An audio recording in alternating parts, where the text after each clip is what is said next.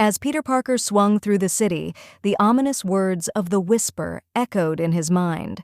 The notion of his beloved city turning against him gnawed at his thoughts.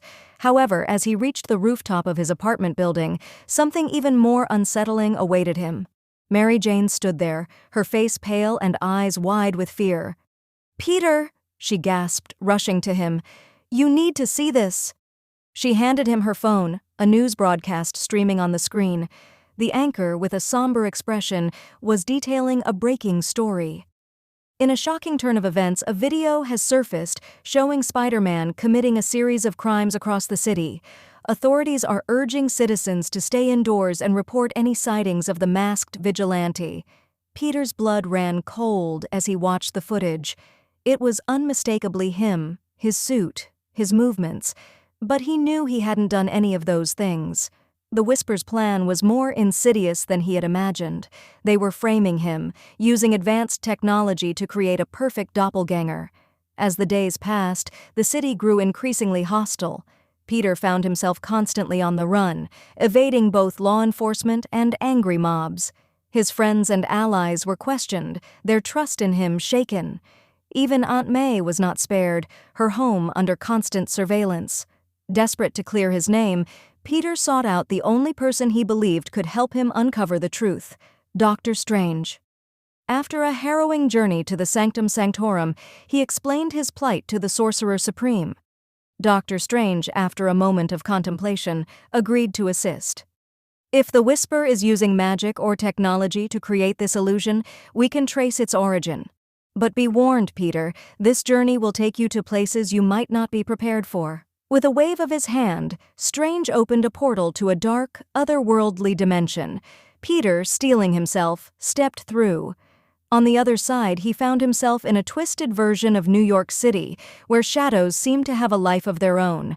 Navigating this eerie landscape, Peter confronted twisted versions of his greatest foes, each one a manifestation of his deepest fears and insecurities. As he fought his way through, he realized that the Whisper was not just a master manipulator, but someone deeply connected to his past. In the heart of this shadowy realm, Peter finally came face to face with the Whisper, their hood now pulled back to reveal an all-too-familiar face. It was Quentin Beck, also known as Mysterio, thought to be dead after their last encounter. "Mysterio," Peter breathed, his mind reeling. "How did you survive?" Mysterio smirked, his eyes gleaming with malice. "You really thought a little fall could stop me, Spider-Man? I used my illusions to fake my death and spent every moment since planning my revenge. This city will see you for the menace you truly are."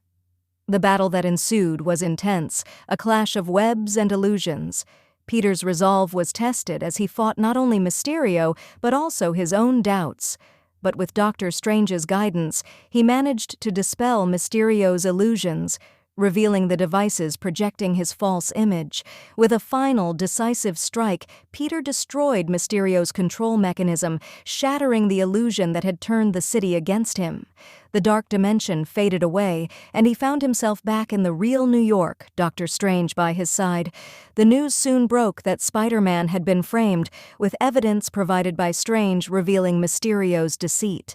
The city's trust in their hero was restored, and Peter returned to his life, more vigilant and aware of the shadows lurking just out of sight. As he stood atop a skyscraper once more, looking out over the city, Peter knew that he would never let his guard down again. The Whisper might have been silenced, but the lesson remained. With great power comes not just great responsibility, but the constant vigilance to protect it.